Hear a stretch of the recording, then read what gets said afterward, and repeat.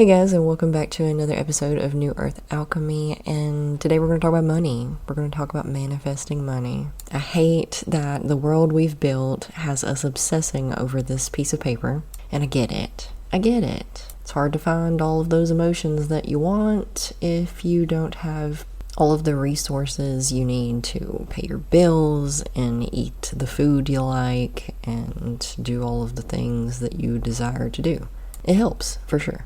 So don't worry, I'm not going to spend this whole episode telling you about how abundance comes in many forms, and you should be focusing more on the love and relationships and self-care and all of these other, good health, all these other forms of abundance, because you know that already, right?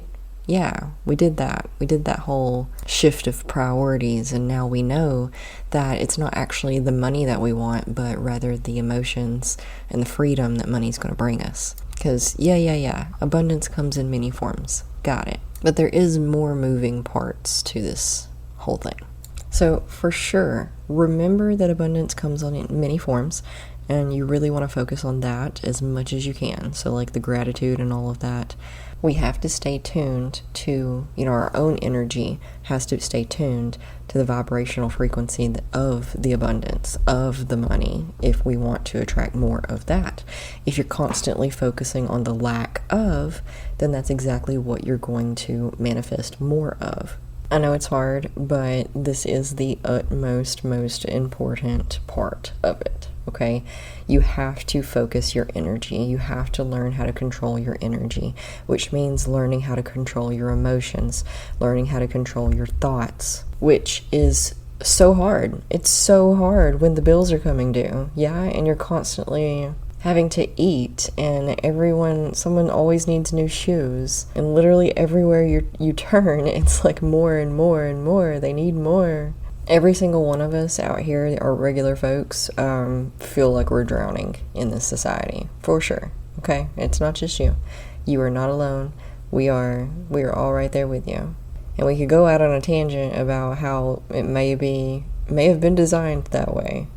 But we're not going to. Instead, we're going to focus on engaging our rebel spirit against the system and learning how to do all of this in spite of it.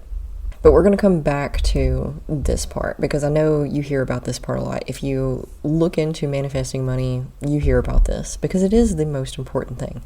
But we need a little bit of more practical steps, right, to really get us there. So I would like to introduce to you the concept of money being a relationship. And I say this all the time. Everything is a relationship. Everything is a relationship. We have relationships not only with people or pets, but we have a relationship with money. We have a relationship with food. We have a relationship with ourselves. We have a relationship with sleep, with our physical health, with our mental health. Literally everything that you can find in this world is a relationship between you and it. And it just depends on how you want that relationship to go, to how you treat it and how it goes. So, you choose a relationship. Okay, let's take a relationship with a person, per example, okay? So, you want a relationship with this person. Well, how do they want a relationship with you? Are you the type of person that they would be interested in spending a lot of time with? And to look at that, we kind of have to look at our beliefs around money. So you really have to do the shadow work there. Because a lot of people, believe that money is the root of all evil or whatever. All of our stresses come from money. All of our problems come from money. If these are the belief systems, types of belief systems that you hold, there could probably be more. I'm sure there's tons more around negativity around money. But if you hold all of those into your energy field, money's not going to want to hang out with you because you think that money is bad. And nobody wants to hang out with somebody that doesn't like them. Oh, but I do like money. No, you don't. You just said that it's the root of all evil. You just said that it stresses you out, that it's the root of all of your problems. You and money are at odds right now. Let's give money a different name. Let's turn it into a person and call them Noel. I really wanted to use Eugene as in Eugene Krabs, but we don't want that image of money, so we're gonna go with Noelle, which is a rich girl from Black Clover. She's very pretty. I like her a lot. You don't like her in the first few episodes, but she grows on you. So I think Noelle is our person that is our money. So we're naming money Noelle as per a relationship that we can understand. So Noelle is a princess, okay? She's high class. She has everything that she needs. She is bored and unimpressed with your efforts. So how do we get her attention? How do we get her to care about you and your needs and essentially become your sugar mommy and pay for all of your things? Because that's who she is. She likes to care for people who she likes. She lives a life of luxury and ease and loves to have all of the people around her also doing that. She doesn't want to be lonely. She's hanging out in her oceanside villa eating crab legs and sushi with the finest, most comfortable clothes and the best tequila. But she doesn't want to do this alone. So, it's a very big place and she loves to indulge her friends in all of these same things. So how do we get invited to the party? It's for sure not by talking bad about her or thinking bad about her, because energy doesn't lie. Energy keeps no secrets. So imagine that everything that you've ever thought and said is just broadcasted to the whole everybody, everything. So she knows exactly how you feel about her. So first things first, we're going to have to analyze how we feel about her, get honest about how we feel about her, and figure out a way to flip that around. So we start paying attention to Noelle, and we notice that she's actually super nice. She's really cool. She not only indulges all of her friends and everybody in her life with all of the riches without even them having to ask, because she just loves to take care of them. She's very motherly. But she also goes out when she's bored and helps people in need, just at random. Turns out she's a philanthropist. We didn't know. On the weekends, and sometimes during the week, just whenever. There's really no need to get caught up on details of our imaginary money person. But Noelle spends a lot of time doing charity work. And oh my gosh, look at that. She's actually been doing a ton of charity work in your life.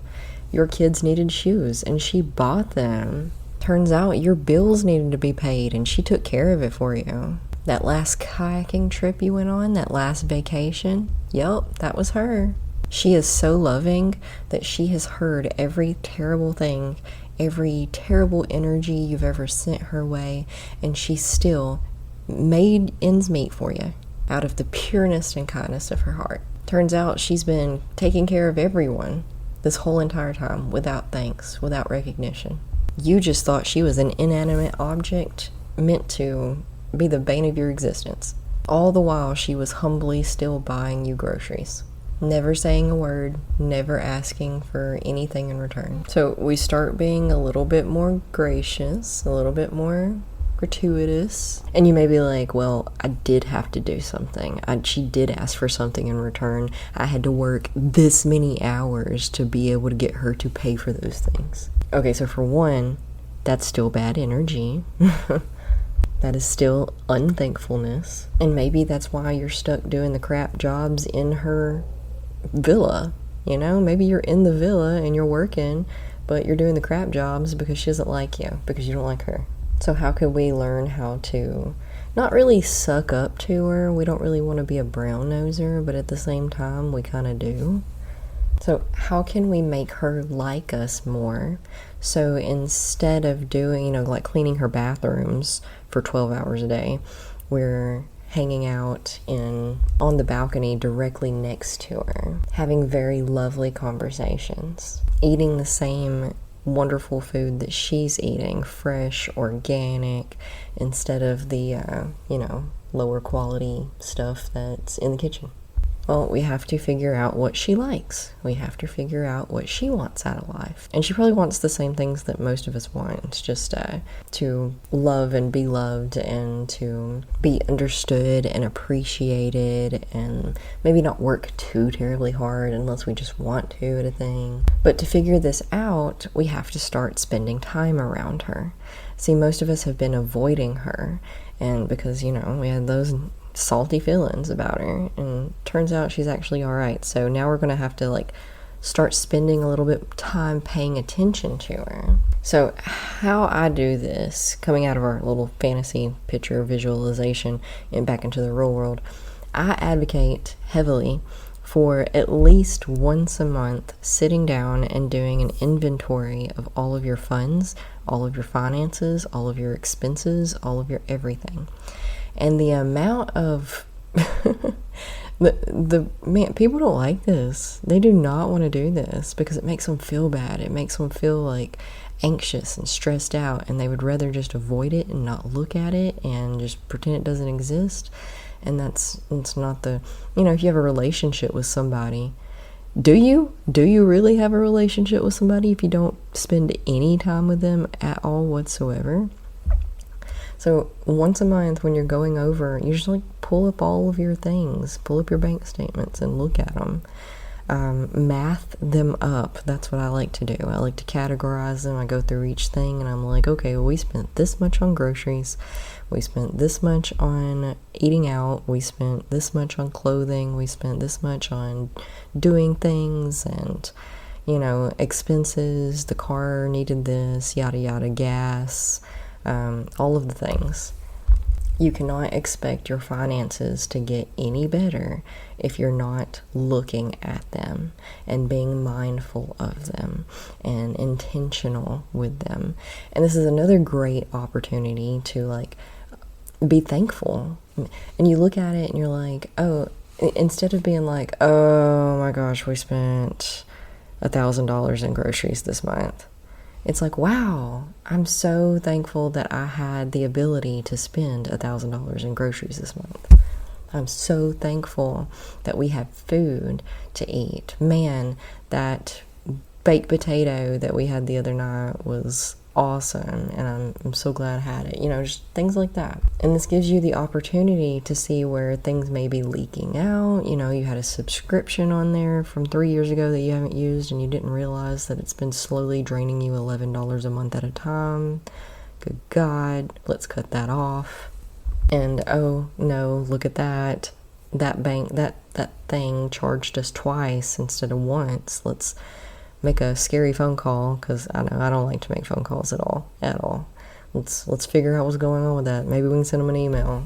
So we're spending more and more time with Noelle, and she's starting to recognize us and get comfortable with us, and she's intrigued by us, and she's she might not be talking to us yet, but she's looking at us, she's noticing us, she's watching.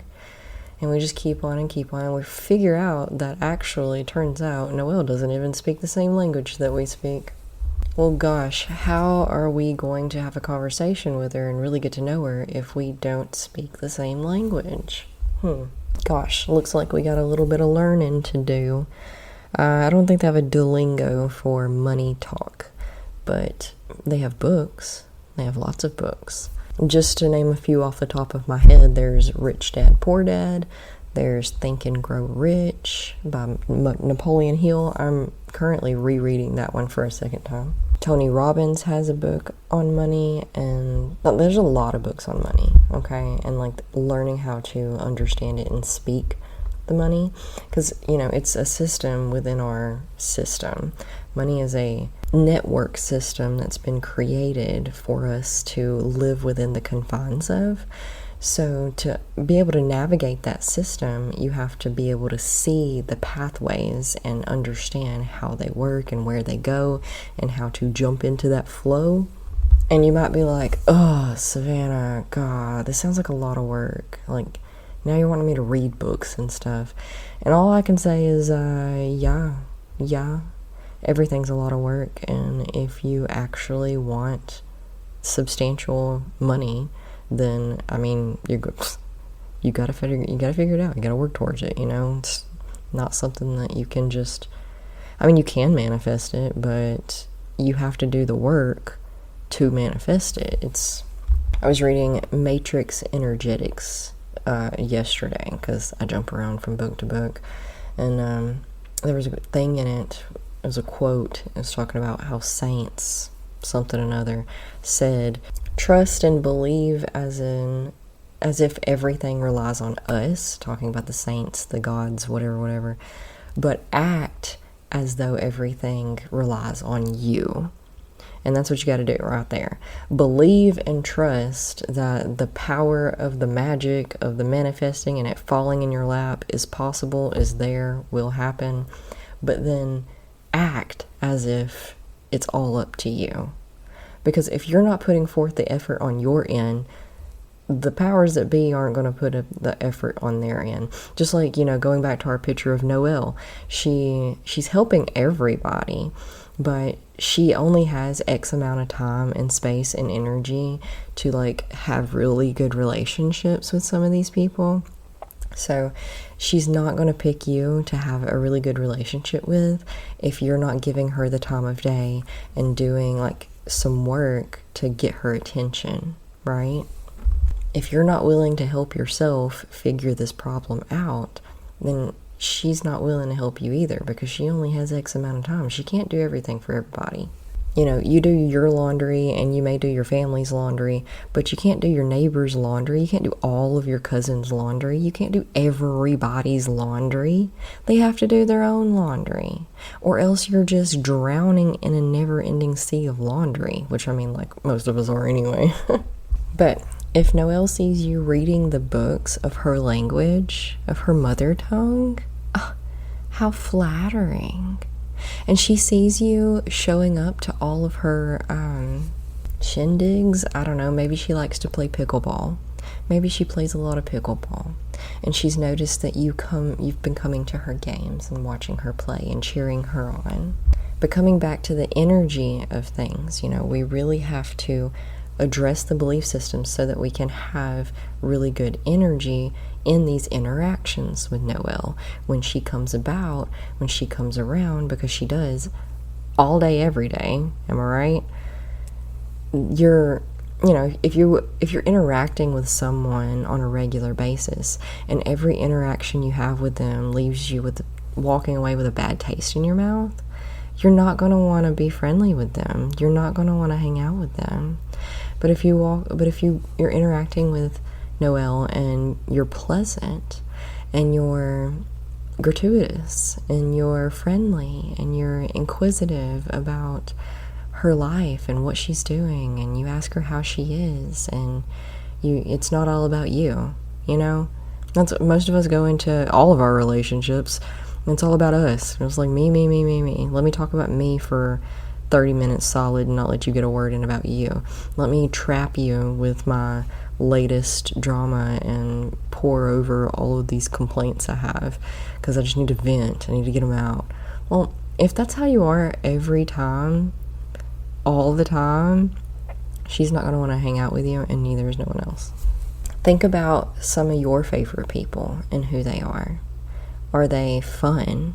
Are they cheery? Are they happy, optimistic? Or, what kind of characteristics do they have? Why do you like being around them? It's probably because they make you feel good. So if you want a good relationship with Noelle, you have to make her feel good. It's not about you. It's about her and her cause. And her cause is to help everyone. So are you helping that? Are you helping everyone? Not necessarily monetarily. It doesn't have to be monetarily. It just has to be where you can, when you can. A little bit at a time, just here and there. And it doesn't have to be this grand gesture. There's this thing, it says, it was a story about a monk who came into a classroom and wrote on the board, everyone wants to save the world, but no one wants to help mom with the dishes. Think about that for a second. Everyone wants to save the world, but no one wants to help mom with the dishes. Small, random acts of kindness go a really long way. I feel like that could be a solid mic drop end of episode right there. But let me know what you think. It is going to be a process. It is definitely a process. And not an easy one, but one worth it if you want it. I mean, we're here till we're not. What are we working towards while we're here, while we're doing this life thing? But let me know if you need any help. Hang out with us in the Facebook group, yada yada. Comment, rate, the stuff. And until next week, I love you so much. Namaste. Happy manifesting.